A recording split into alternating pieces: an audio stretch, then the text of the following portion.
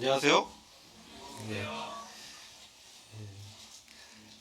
우리 신혼 부부들이 더 많이 나와서 주님을 찬양하는 그런 시간이 되면 더 좋겠습니다. 오늘 성도님들과 함께 나눌 말씀은요, 고린도후서 4장 말씀을 통해서 질그릇 안에 담긴 그리스도라는 주제로 말씀을 좀 나누고자 합니다. 고린도후서 4장 7절 말씀을 같이 찾아서 읽은 후에 말씀 나누겠습니다. 다 찾으셨나요? 한 절만 읽고 말씀 나누겠습니다. 찾으셨죠? 시작. 우리가 이 보배를 질그릇에 가졌으니 이는 능력의 힘이 큰 것이 하나님께 있고 우리에게 있지 아니함을 알게 하려 함이라. 아멘. 이 말씀은 사실 고린도후서 3장에 이어서 계속되는 바울 사도의 관한 말씀이죠. 사실 이제 3장을 보시면 이 새 언약의 일꾼이라는 말씀이 나옵니다. 그래서 바울 사도가 새 언약의 일꾼으로 자신이 이제 은혜로 말미암아 구원을 얻은 이후에 율법이 아닌 새로운 약속, 그래서 이것은 사실 한마디로 보면 그리스도께서 우리 안에 들어오신 것입니다. 이게 새 언약입니다. 그래서 과거에는 우리 밖에 있던 쓰여진 어떤 기록된 율법으로 하나님 섬겼지만 이제 새로운 시대가 왔다는 것이죠. 그래서 옛 언약이 아닌 새 언약의 일꾼으로 사도 바울이 자신을 이렇게 청구하면서 이 고린도 교회에 자신에게 지금 도전들이 있었습니다, 사실. 그래서 사도권에 대한 도전이 있었죠. 왜냐하면 아시는 바와 같이 바울 사도는 예수님의 12제자가 아니었잖아요. 그래서 후에 다메섹 도상에서 부활하신 그리스도를 대면하면서 그가 이제 회심하면서 이방인의 사도로 세워졌습니다. 그리고 고린도 교회에 복음을 전했고 이후에 이제 고린도 교회가 어려움에 이제 빠지게 되고 여러 가지 문제들이 있었을 때 사도 바울이 서신을 이제 보내죠. 그래서 전서, 후서 또 다른 또 서신서가 사실 있습니다. 내용을 보다 보면 우리가 이제 기록된 거는 전서, 후서지만 세 번째, 네 번째 편지까지 있었다 이렇게 보고 있는데 그래서 이 자신의 사도권을 변호하는 입장에서 이제 후서는 주로 말씀하고 있어요. 그러면서 내적인 측면에 변화를 말씀하는데 특별히 이 후서 3장, 4장 이 부분은 새 언약의 일꾼으로서 어떻게 그가 섬기고 있는지 그 부분을 중점적으로 다루고 있습니다. 그래서 매우 중요하고요. 그리고 후서 3장 이제 18절 보시면 17절부터 한번 읽어보겠습니다. 주는 영이시니 주의 영이 계신 곳에는 자유함이 있느니라. 그렇죠. 주는 영이시다. 그래서 그리스도께서 사실 생명을 주시는 살리는 영이 되셨죠. 부활하신 이후에 이 말씀을 사실 이제 난해 구절이긴 하지만 이 말씀에 이제 제가 보는 어떤 분별은 이 말씀은 그리스도께서 죽으시고 부활하신 이후에 이제 승천하시잖아요. 그래서 하늘의 우편 보좌에 올라가서 영광과 존귀로 관을 쓰시고 이제 앉아 계신데 보이사 성령을 보내신 것이죠. 그리고 생명 주는 영, 살리는 영으로 우리 안에 보이사 성령을 통해서 우리 안에서 말씀으로 역사하고 계시죠. 그래서 주님은 영이시다 이렇게 말씀하시고 주님의 영이 계신 곳에는 자유함이 있다.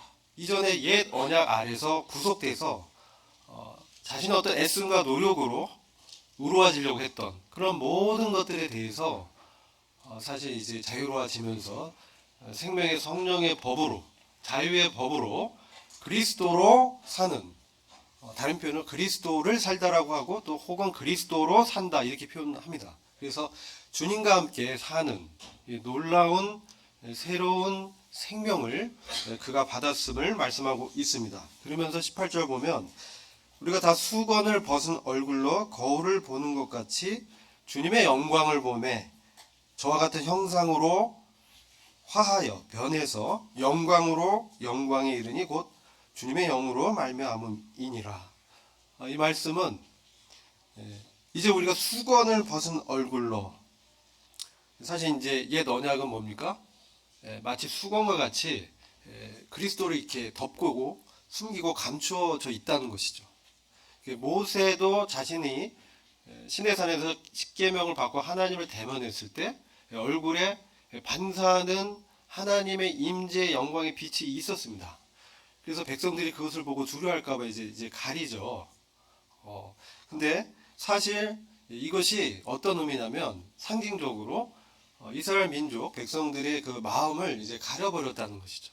그래서 이 본체되는 그리스도가 이제 가려졌는데 이제 그것을 이제 벗어버리고 이제 거울을 보는 것처럼 주님을 대면하는 놀라운 이 새로운 언약에 우리가 속하게 되었다.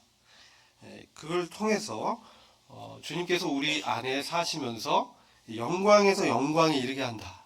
그래서 이것은 우리 성화의 동력이 되는 말씀이죠. 그리고 어떻게 주님을 닮아갈 수 있느냐? 그것은 밖에 있는 어떤 외형적인 것을 나의 힘으로 쫓아서 그것을 이루어 보려는 어떤 인간적인 노력으로 될 수 없기 때문에 그것을 이제 우리가 잘 알잖아요. 우리가 구원 이후에도 그런 육신의 성향 때문에, 기절 때문에, 죄성 때문에 고통 가운데 있고 신음하는, 그러면서 우리의 몸의 구속을 지금 바라보고 있잖아요. 그래서 그것을 우리 안에 계신 생명을 주는 영이신 그리스도께서 말씀을 통해서 성령과 함께 역사하셔서 우리를 변화시키셔서 주님의 성품, 주님의 어떤 인격, 주님의 생명을 나타내는 그러한 영광스러운 모습으로 변화시킨다는 거예요.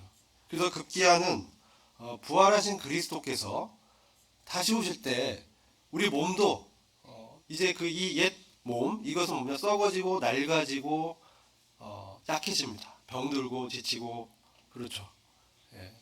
이런 몸을 벗고 새로운 부활의 영광스러운 몸, 썩지 않고 변한치 않고 주님과 같은 영광스러운 몸은 죄를 벗은 그러한 몸으로 우리의 구원이 완성되는 것이죠. 이게 영화의 구원입니다. 몸의 구속 그리고 영화의 구원, 이것이 궁극적으로 우리 구원의 어떤 방향성이죠.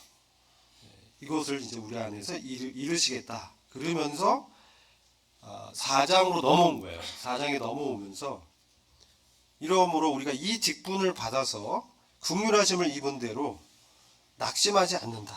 이 직분을 받았다고, 우리가 갖고 있다고 말씀합니다. 이것은 뭡니까? 새 언약의 일꾼, 옛 언약으로 사는 것이 아니라 율법을 자기의 어떤 자가적인, 자기가 발전 동력이 돼서 자기 계획과 생각과 자기의 경험과 지식과 어떤 애씀으로 살던 그러한 일꾼이 아니라 새로운 성령의 법으로 생명을 나타내는 생명의 성령의 법이라고 합니다. 성령을 통해서 우리 안에 주님을 보여주시고 그것을 통해서 주님을 쫓고 주님의 일을 이룰 수 있는 그 동력이 우리한테 있지 않고 우리 안에 계신 보배 대신, 보물 대신 그리스도께 있다는 그것을 나타내고 사는 이런 새로운 직분을 받았다는 거예요. 그러면서 이것은 그의 어떤 애씀과 어떤 열정과 그런 것이 아니라 긍휼하심을 입었기 때문에 하나님의 긍휼하심으로 그가 이 직분, 새 언약의 일꾼의 일을 받게 됐다는 거예요. 마찬가지로 우리의 어떤 애씀, 우리의 어떤 자원, 우리의 어떤 재능, 우리의 어떤 능력이 아니라 우리 안에 오신 바로 그 그리스도의 권능과 생명으로 우리가 이 일을 할 수 있도록 된 것은 전적인 하나님의 긍휼과 은혜였다는 것입니다. 그래서 그 긍휼하심 입은 대로 이 긍휼하심 입었기 때문에 우리가 낙망치 않는다는 거예요. 낙심치 않는다는 거예요. 우리가 어떤 때 우리가 낙심합니까? 실망보다 더 깊은 것이에요. 낙심은. 우리가 어떤 일을 하는데 어떤 성과가 안 나고 우리가 어떤 예를 들어 복음을 전했는데 그 영혼이 구원받지 않고 실망스럽죠. 그렇지만 낚시는 뭐냐면 그것을 자기에게 원인을 들면서 그것이 이제 내 마음에 들어오는 거예요. 그러면서 다운시키고 침체로 이렇게 빠지는 이런 게 낙심인데 그것은 나를 계속 의지하는 것이죠. 구원의 역사는 우리에게 있지 않습니다. 구원은 하나님께 있습니다. 그래서 하나님의 긍휼과 은혜 때문에 우리가 이런 직분을 행하죠. 그래서 낙심할 필요가 없다. 이렇게 우리를 고면하고 있는 것입니다. 그리고 지금 4절 보시면 이 세상 신이라는 표현이 나옵니다. 이 세상 신이 믿지 않은 자들의 마음을 혼탁하게 해서 혼미케 해서 그리스도의 영광의 복음의 광채가 비치지 못하게 했다. 그렇죠. 그리스도는 하나님의 형상이다. 그리스도는 하나님을 우리에게 보여주는 것입니다. 이걸 형상이라고 합니다. 인간도 하나님의 형상이죠. 그죠? 우리가 하나님의 형상대로 창조했습니다. 그죠? 근데 여러분 이제 제가 이제 잠깐 이야기를 들면 장갑 있죠. 장갑은 손의 형상이겠죠. 그렇습니다. 이 장갑 자체는 생명력이 없어요. 손가락을 이렇게 끼워서 물론 벙어리 장갑도 있지만 다섯 손가락 있는 장갑 보면 장갑을 봤을 때 이거 자체는 생명과 능력이 없어요. 힘이 없어요. 근데 장갑에 손가락이 끼워졌을 때 이게 움직이고 활동을 하죠. 생명력이 있고 힘이 있죠. 하나님의 형상으로 지었습니다. 인간을 그렇게 지었습니다. 근데 인간이 사실 하나님을 닮고 하나님을 나타내고 하나님의 능력과 힘으로 살도록 창조한 거예요. 근데 사탄 마귀가 와서 그 안에 교만과 어떤 거짓을, 죄를, 그 원죄를 심어주죠. 너가 하나님과 같이 되려면 이 선악과를 먹어봐라. 하나님 너한테 사실 뭡니까? 너한테 숨기는 게 뭔가 있어. 이걸 따먹으면 너가 하나님과 같이 되는데 그거 하나님 원치 않는 거야. 그러니까 내 말 들어. 그러니까 그 거짓말에 속죠. 그래서 하와가 먼저 따먹고 아담한테 넘겨주게 되면서 죄가 들어오게 되죠. 그러면서 인간은 그 이후로부터 어떻습니까? 죄가 이제 태어날 때부터 죄의 어떤 유전자를 갖고 태어납니다.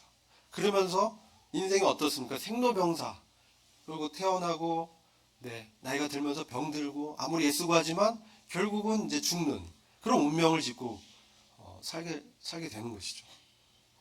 근데 제가 이 말씀을 왜 드리냐면은 여기서 그리스도가 하나님의 형상인데 그리스도의 영광의 복음의 광채를 비추고 있는데 세상 신이 마귀가 그것을 이제 가리는 거예요. 그러면서 이 세상을 마귀의 어떤 세상의 가치관으로 장악하고 그런 가치와 문화와 사상과 철학을 통해서 인간을 혼미케 한다는 것이죠. 그래서 구원받지 못한 사람들이 그런 역사가 있는 거예요. 그런데 자, 이런 상황에서 왜 그리스도의 영광의 복음이 그들을 혼미케 했냐? 그리스도의 영광은 어디서 나타납니까? 십자가입니다. 십자가에서 그분이 우리를 안으시고 우리를 품으시고 우리와 함께 죽으신 것이죠. 그런데 죽으셨을 뿐만 아니라 하나님의 권능과 역사 능력으로 부활하십니다. 그러면서 우리를 다시 살리시는 것이죠. 이 목적이 뭐냐? 바로 하나님의 형상 되신 그리스도가 바로 우리한테 생명의 역사를 일으키는 그 영적인 말씀으로 우리 안에 들어오시기 위함인 거예요. 이게 구원입니다. 그래서 우리 안에 생명의 역사를 준 하나님의 말씀인 그리스도가 우리 안에 거하는, 그래서 우리를 이끌고 우리에게 그리스도가 뭐가 됩니까? 우리에게 예수 그리스도는 하나님께 나와서 우리에게 지혜와 의와 거룩과 구속이 되셨다. 이렇게 말씀하죠. 그러면서 예수 그리스도야말로 우리의 양식이 되십니다. 빵이 되시고 음료가 되시고 그렇죠? 그리고 우리가 그리스도가 우리의 거할 처소가 되어 주시죠. 하나님의 집으로 우리를 지어가십니다. 그러면서 동시에 우리는 그분 안에 거함으로 진정한 영원한 거처, 집이 우리에게 보장된 것이죠. 근데 이 세상은 어떻습니까? 세상의 가치관은 의식주를 위해서 그렇죠? 입는 거. 우리 오전에 성경부 시간에 그리스도로 옷 입고 우리의 진정한 옷은 그리스도입니다. 그렇죠? 그리고 이제 먹는 것. 우리의 진정한 양식은 영혼을 살리는, 영원한 가치가 있는 영생을 보장해 주는 것이 바로 그리스도입니다. 그리스도의 그 살과 피를 우리가 먹을 때, 그것을 믿음으로 취할 때 우리가 영생을 얻는 것입니다. 그래서 이 먹는 것이 정말 실제는 바로 그리스도가 우리의 참 양식이 되는 것입니다. 이 세상의 양식은 어떻습니까? 기간을 유지시키지만 결국은 죽습니다. 그리고 어떻습니까? 먹는 거에 얼마나 많은 독소가 있습니까? 그렇죠? 간이 해독합니다. 그러나 먹으면 먹을수록 어떻게 됩니까? 나이는 더 들어가고 죽음으로 가는 것이죠. 그게 실체입니다. 다만 우리의 생명을 연장시켜주지만 우리가 영생을 주지 못하는 것이죠. 그런 의미에서 참다운 음식은 그리스도입니다. 이것을 우리가 알아야 됩니다. 참다운 집은 우리가 사는 이런 부동산, 이런 건물이 아닙니다. 우리 얼마나 많은 부동산을 얻기 위해서 대출도 받고 일도 하고 그쵸? 주택 청약 이것도 하잖아요. 근데 이거 뭡니까? 우리가 죽으면 등기부에서 우리 이름이 지워집니다. 그죠? 잠시 있는 그러한 집입니다.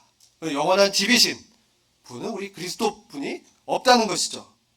그런데 세상 사람들은 이런 의식주의 세상적인 것을 추구하도록 지혜를 필요로 하고 철학, 모든 경제와 기술과 이런 것들이 이 세상의 의식주를 어떻게 하면 더 잘 얻고 배분받고 살 수 있는지 이 땅 위에서의 일시적인 삶에 우리들의 주목을 이끄는 것이죠. 그것에 이제 마음을 뺏기게 하고 그래서 세상신이 사람들의 마음을 혼미케 한다는 게 그런 의미예요. 심지어 그리스도인조차도 구원 이후에 이 세상의 가치관에 휘둘려서 많은 시간을 그런 것들에 뺏기고 있는 그런 것들을 우리는 종종 발견합니다. 그러나 하나님께서는 분명히 말씀하죠. 그리스도의 영광의 복음, 그리스도의 영광의 복음 바로 십자가를 통해서 십자가를 지시고 죽으심으로 우리를 새롭게 하시고 우리 안에 사시기 위해서 우리 안에서 생명 주는 영적인 말씀으로 우리를 움직이고 우리 안에서 하나님의 형상을 빚어가시고 결국 하나님의 아들들의 영광에 들어가도록 하시기 위해서 구원의 목적을 이루시기 위해서 주님이 이 그리스도의 영광의 복음의 광채를 비추고 있다는 것입니다.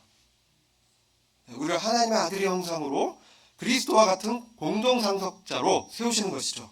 그래서 우리가 우리를 전파하는 것이 아니라 오직 그리스도 예수의 주되신 것과 또 예수를 위하여 우리가 너희의 종된 것을 전파함이라 이렇게 말씀하죠. 5절에.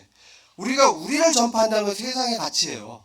세상의 가치는 자신을 전파하는 거예요. 모든 것의 초점이 자기입니다. 자아입니다. 자기중심적입니다. 이기적입니다. 이것은 우리의 영혼을 구원할 수 없습니다. 그런데도 불구하고 이 사탄 세상신은 심지어 구원받은 사람들도 어떻게든 미혹해서 자기에 빠지도록 자기의 연약함, 자기의 죄를 막 여기에 이제 빠져서 침체케 해서 그리스도를 닮지 못하도록 방해하는 것이죠. 우리가 이 실체를 분명히 알아야 됩니다. 그래서 우리를 전파한다. 이건 아니라는 것이죠. 세상의 종교는 뭡니까? 기독교와 다른 모든 종교는 자아중심적입니다. 해탈해야 된다. 모든 수고와 노력을 자기에게 집중해서 자기를 개선하려고 합니다. 그래서 1단계, 2단계, 3단계 막 올라갑니다. 그렇죠? 그래서 단계가 높은 경제에 오르는 사람이 낮은 단계의 사람 막 그렇죠? 낮게 보고 자기를 이제 과시하고. 근데요, 이스라엘도 그러한 오류에 빠졌어요. 유대교가 그런 거예요. 어떤 이 모양, 어떤 규례, 율법이나 어떤 그것을 지켜서 얼마큼 더 잘 지키냐, 얼마큼 모세오경을 더 잘 외우냐, 이런 것을 통해서 자기를 과시하고 자기를 전파하는 거예요. 자기를 강화하는 거예요. 이것은 종교예요. 근데 이 전파의 목적은 뭡니까? 그리스도 예수가 주되셨다. 그리스도 예수께서 우리 안에 주로 오셨다. 예수를 주로 받았다. 그리스도를 주로 받았다. 골로새서는 그와 같이 말씀하죠.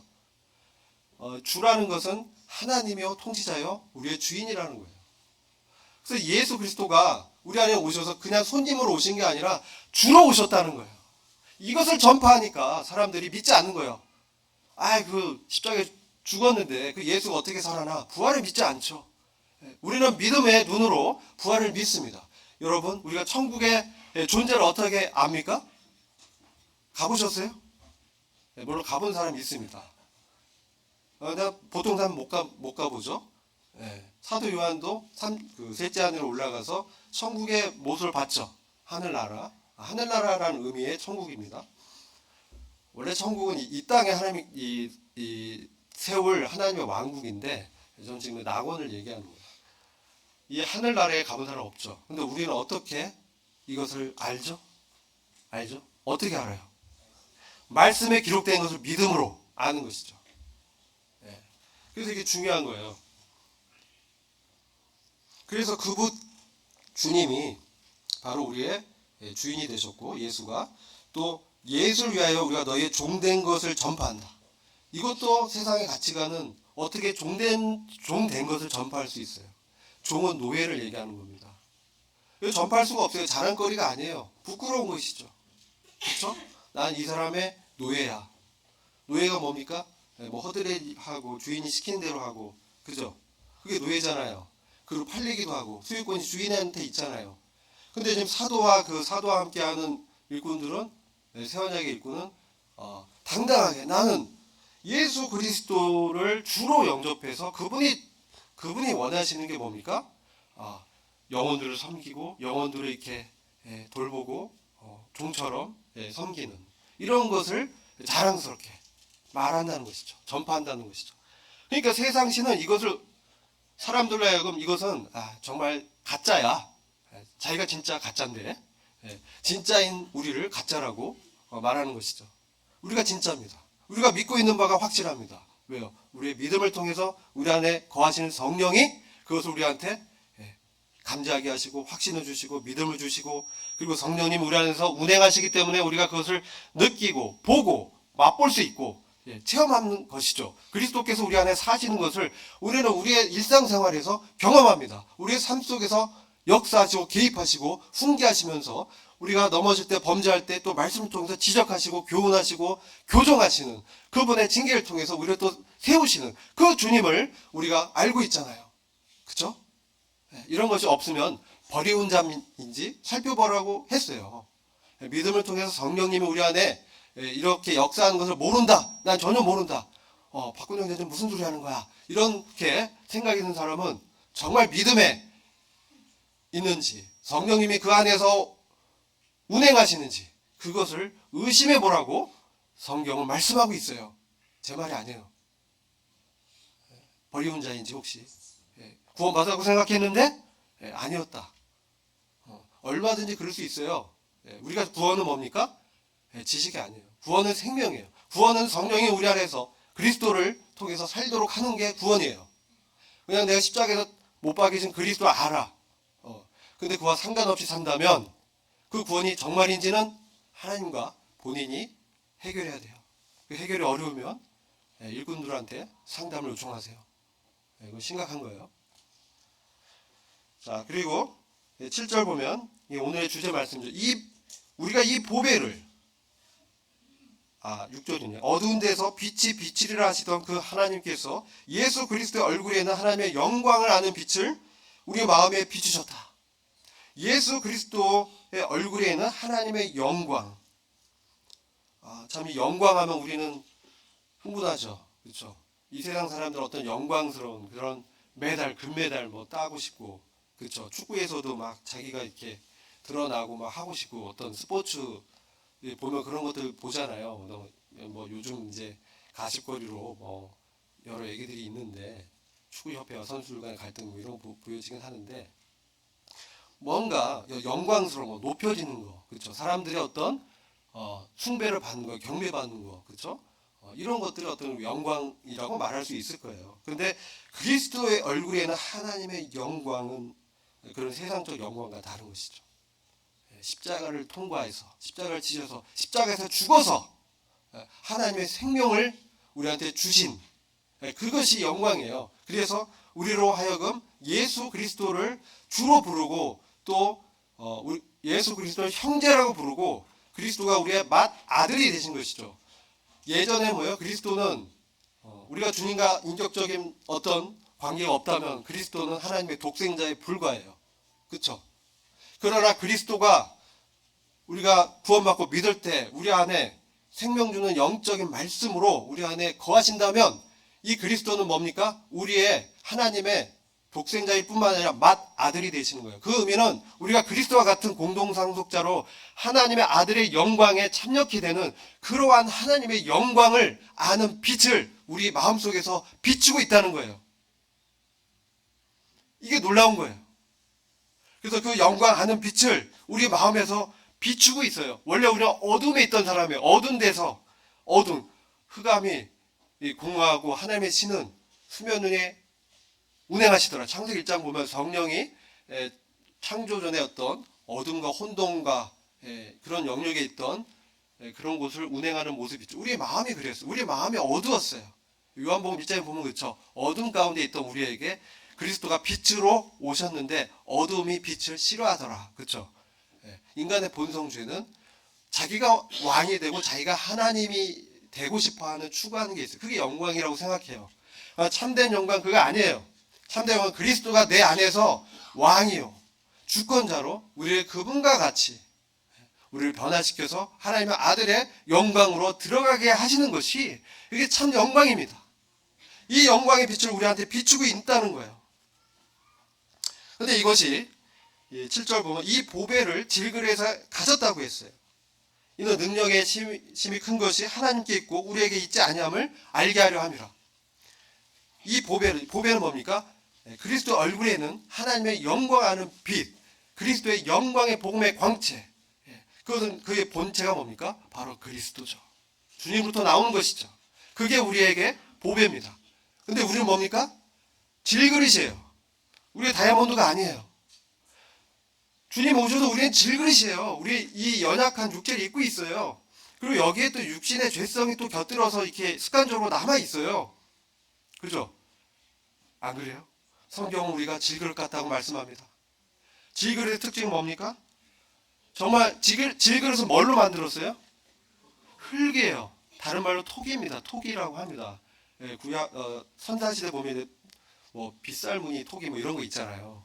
그래서 흙을 이렇게 소재로 해서 흙을 이렇게 취해가지고 그것을 채로 막 해가지고 돌들 이렇게 다 그렇죠? 돌들을 이렇게 채질해가지고 흙과 돌을 이렇게 분리시켜서 이 흙을 또 물로 반죽을 해서 여기다 불에 달궈서 이 불의 온도에 따라서 이게 토기가 되냐 자기가 되냐 이 강도가 달라져요. 그래서 이 질그릇은 특징이 치면은 소리가 이제 탕탕 소리가 아주 그런 소리도 나요, 그죠? 근데 이것은 이 주인이 그 토기쟁이가 어떻게 빚으냐에 따라 모양이 달라지는 거예요. 그죠? 그래서 어느 날 질그릇이 이 고민했대요. 왜 이렇게 나를 못생기게 해줬을까? 주인을 원망도 하고, 주인님 왜 나를 이해 같은 곳에 그냥 이와같이 만들었어요. 좀 더 화려하고 뭐 금도 입히고 해가지고 저기 왕궁에 두시지. 이게 이렇게 이상하게 손잡이도 이상하게 생겼고, 이렇게 이제 한탄했대요. 근데 어느 날 그 주인이 그 토기를 들고 어떤 농가에 가서 어떤 농부에게 주면서 이렇게 말했대. 그 농부는 손이 막 불편한 농부였어요. 그러면서 이 주인이 말을 하니 제가 이 토기를 당신께 주려고 만들었어요. 그래서 제가 이 참으로 심혈을 기울여가지고 특별히 모양을 이렇게 당신의 용도에 맞게끔 이렇게 제가 만들었어요. 최적의 토기로 만드는 겁니다. 저의 모든 노하우와 기술이 여기 집약되어 있어요. 그렇게 얘기하면서 농부에게 줬다는 거예요. 우리는 주님의 작품이에요. 우리가 주님의 이제 예배소 보면 우리는 주님의 만드신 바라. 그것은 우리가 주님의 작품이다. 걸작품이다. 이런 말씀이에요. 우리가 보기에 참 연약하고 못생겼고 뭔가 이상하게 뭐 잘 못하고 하는 것 같죠? 그렇지 않다는 거예요. 하나님께서 분명히 하나님의 용도에 맞게 그렇게 두신 거예요. 그 자리에. 그게 바로 질그릇이에요. 근데 그 질그릇이 자기의 위치를 벗어나서 날 왜 이렇게 지었어? 난 여기 있을 존재가 아니야. 좀 더 잘생기게 짓지. 이거 아니라는 거죠. 하나님이 어떤 용도에 맞게끔 가장 최적의 노하우로 지금 그곳에 있도록 하신 거예요. 그래서 중요한 거는 질그릇 자체보다 질그릇에 무엇을 담느냐가 더 중요해요. 그죠? 질그릇의 가치는 이 그릇의 가치는 그릇에 담는 것이 무엇인가가 그 그릇의 가치를 결정하는 거예요. 겉은 그럴듯하게 은으로 만들었는데, 그게 이제 예를 들어 요강으로 쓰여봐요. 그죠? 겉은 은이야 또는 금으로 만들었어. 근데 요강 아시죠? 요강 설명을 생략하겠습니다. 예, 변두에 옛날에 어른들이 사용하던 개인용. 근데 금화 은으로 만들어도 담긴 게 배설물이야. 뭐 가치가 있어요. 그렇죠? 근데 질그릇인데 거기에 다이아몬드가 담겼어요. 그럼 이 질그릇이 그냥 질그릇이 아니죠. 놀라운 그릇이 되는 거예요. 그렇죠? 뭐가 담기냐? 우리 안에 누가 계세요? 보배 되신 그리스도가 계셔요. 그래서 우리는 정말 놀라운 존재인 거예요. 주님 우리를 이전 것은 지나갔으니 보라 새 것이 되었도다. 새로운 창조물로 하신 게 구원이에요. 그리스도께서 오셔서 우리를 새롭게 창조하신 거예요. 인류는 두 가지예요. 하나는 옛 아담에 속한 인류와 이제 마지막 아담이신 그리스도께 속한 이런 인류, 새로운 창조된 인류가 있는 거예요. 우리는 후자예요. 우리가 구원받아서 새롭게 창조된 놀라운 하나님의 걸작품으로 우리를 지으셨어요. 그래서 근데 문제는 우리가 때때로 이 능력의 힘이 큰 것이 나한테 있다고 착각하는 데 있는 거예요. 그래서 여전히 옛날의 그 옛 언약의 방식대로 나를 막 전파하고 나를 높이고 뭔가 나를 어떤 개선해서 하나님 앞에 하나님 일을 하려고 한다는 것은 그건 잘못된 것이죠. 능력의 힘이 큰 것이 하나님께 있고 우리에게 있지 아니함을 알게 하려 합니다. 이게 굉장히 중요한 말씀이죠. 그럼 사도 바울이 이 고백을 한 거예요. 우리가 자기는 정말 금그릇으로 알았는데, 그죠? 사도 바울이 금그릇 같은 사람이었잖아요. 그죠? 사도 바울은 그의 어떤 집안 배경이나 이런 거 봤을 때 귀족이에요, 귀족. 그냥 유대인의 베냐민 집하고 가말리엘 문파에서 수학했고 어학에 능통했고 그 당시 이제 율법으로는 흠잡을 데가 없는 굉장히 그 높은 경지에 이뤘던 그런 사람이에요. 아마 차기 율법 학자로 이렇게 키울 수 있는 그런 수리였죠. 근데 그가 뭐라고 합니까? 자기가 이렇게 쌓았던 모든 것이 뭐예요? 배설물이라고 했어요. 그리스도 안에 지식이 존귀하다. 이게 정말 가치. 왜냐?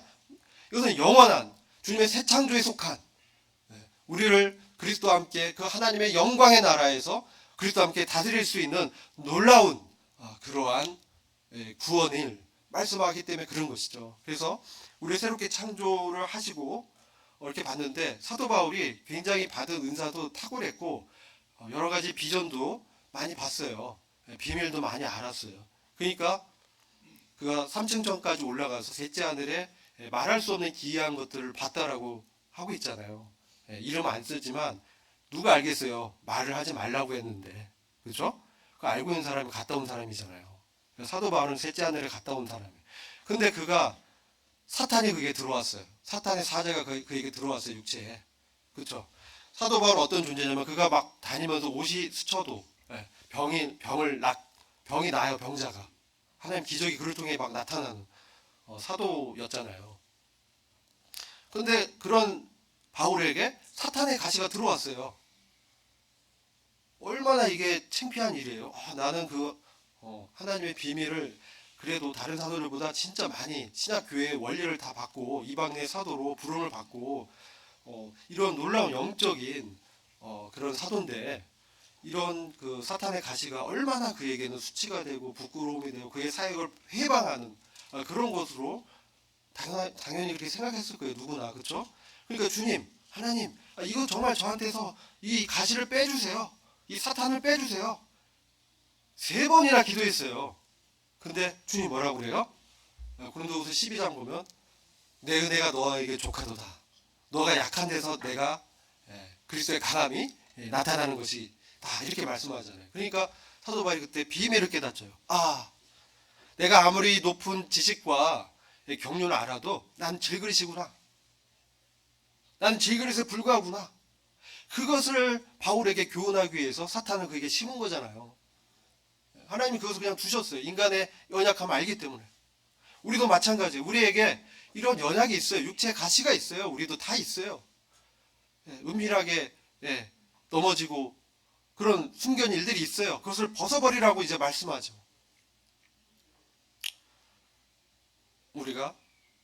우리의 육신이 정말 약하고 개선될 수 없는 그런 질그시라는 것을 우리는 깊이 알아야 됩니다.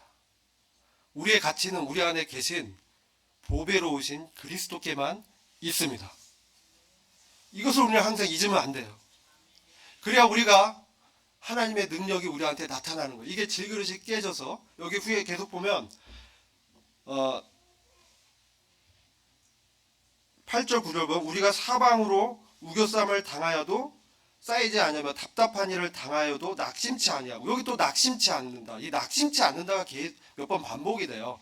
우리는 정말 낙심하기 쉽다는 것이죠. 그렇게 연약한 존재라는 거예요. 근데 우리가 사방으로 우겨쌈 당해요. 나밖에 믿는 사람이 없는 것 같아. 전부 다 적이야. 아닙니다. 하늘의 천군 천사가 함께합니다. 그렇기 때문에 우리는 쌓이지 않는 것이고, 답답한 일을 당해도 이것을 통해서 하나님께서 이루실 것이라는 거예요. 이 일이 내 일이라고 내가 거기에 주인이 돼서 내가 막 하려고 한다면 답답하고, 그죠? 낙심도 되는 거예요. 근데 그렇지 않다는 거예요. 그 일은 내가 내 안에 계신 그리스도를 주로 받았다면 그 일은 주님의 일이기 때문에 우리가 주님께 맡길 수 있다는 것이죠. 그게 성공하든 실패하든 그것은 주님께 있기 때문에 우리는 다만 주님을 의지하고 주님께 매달리고 주님을 붙들 수밖에 없는 그러한 질그시라는 것을 잊어서는 안 됩니다. 이것은 세상의 일이나 교회의 일이나 어떤 일이나 다 동일한 원리가 적용이 되는 것입니다.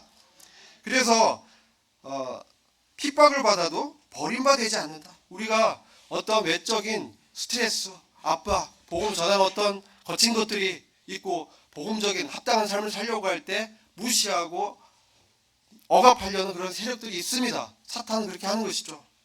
그럴 때 우리는 버림받지 않습니다. 우리에겐 영원한 부활의 영광이 약속되어 있습니다. 우리 이것을 붙들어야 됩니다.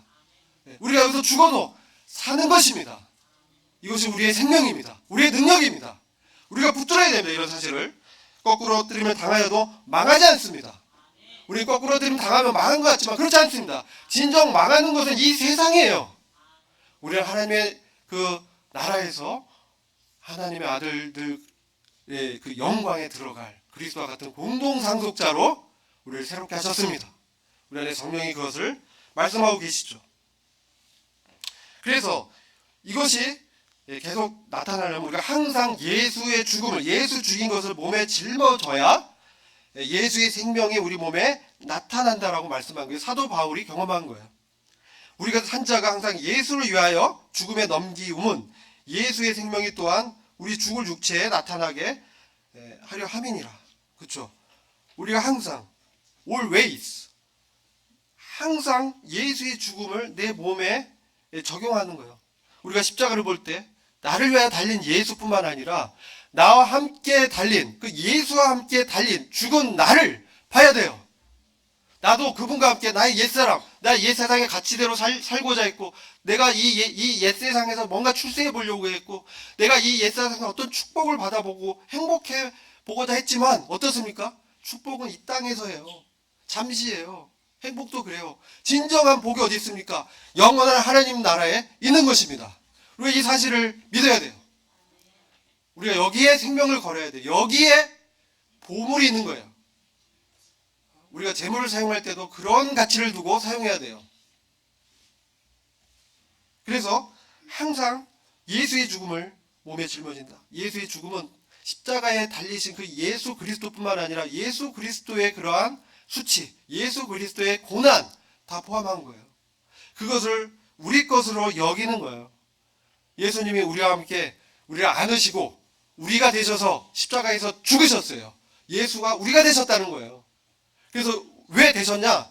우리 안에 예수님이 오시기 위해서, 사시기 위해서, 왕으로, 주인으로 오시기 위해서 그렇게 하셨다는 거예요.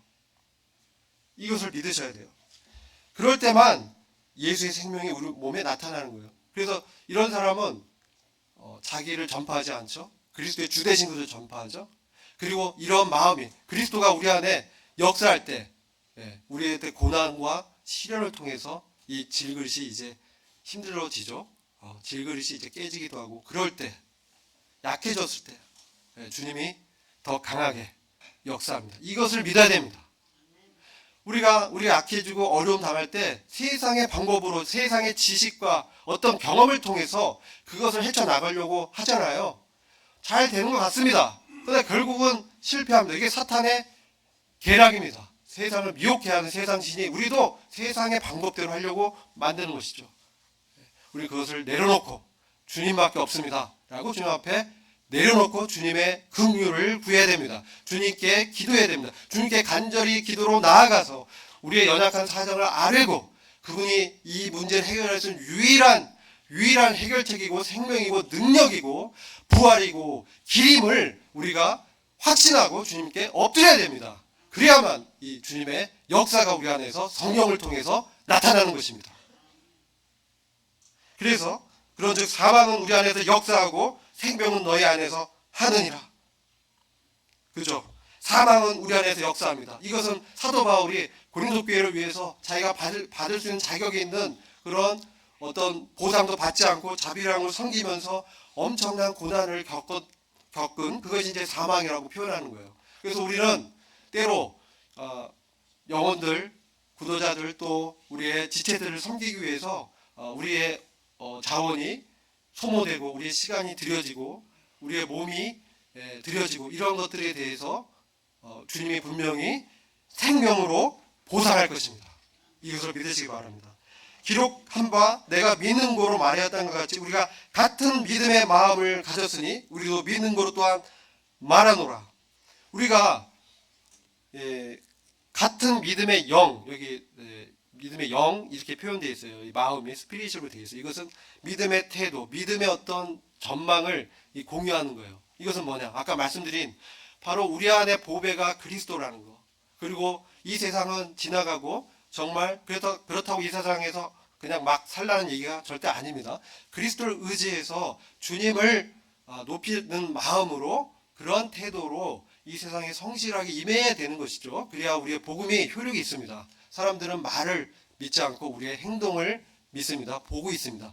그런데 우리는 보이는 것으로 사는 것이 아니라 보이지 않는 것으로 믿음으로 아까 천국의 존재를 우리가 믿음으로 안다고 했잖아요. 그런 것처럼 믿음의 눈으로 이 상황을 우리 안에 계신 그리스도 앞에서 해결해야 된다. 이게 같은 믿음의 마음입니다. 이것을 우리가 가졌다라고 말하면서 고로 말한다. 담대하게 복음을 전하라고 바울이 권면하는 것입니다. 여러분,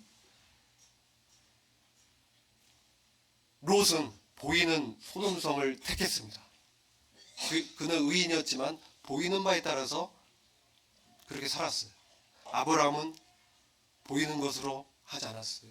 하나님의 임재, 하나님의 말씀, 그것을 택했어요. 그들의 운명이 어떻게 갈립니까?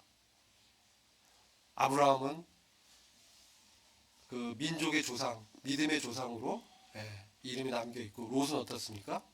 비참한 의인, 그죠? 그를 통해서 모압과 암몬 자손이 나오는 참으로 비참한 그의 아내가 소금 기둥이 되어버린. 우리의 가치를 어디에 두고 있습니까? 이 땅입니까? 하늘입니까? 하나님의 말씀입니까? 없어질 이 땅의 지식입니까? 우리는 영원한 하나님의 말씀에 진리 대신 그리스도께 우리의 가치를 두어야 합니다. 그래야 우리의 영광이 영광스럽게 보상받는 그 자리에 저와 여러분이 다른 성도들과 함께 서게 될 것입니다. 기도하고 오늘 말씀 마치겠습니다. 아버지 하나님 감사합니다. 우리 안에 보배로우신 진리 되신 그리스도께서 사시고 말씀하셔서 감사합니다. 우리의 생명이 주님께만 있습니다. 우리의 능력이 주님께만 있습니다. 우리를 참 궁히 여겨주시고 주님이 우리 안에서 왕으로 주인으로 참 사실 수 있도록 우리의 자아를 부인하게 하시고 하늘의 미랄이 썩어져서 열매를 맺는 바와 같이 우리가 주님을 의지해서 주님의 생명으로 우리 자신을 내려놓고 주님의 뜻이 세워지는 우리 대학로 교회가 될 수 있도록 주님 참된 영적인 복으로 축복해 주시기를 간절히 기도합니다. 주님께 참 감사를 드렸고 예수 그리스도의 이름으로 기도했습니다.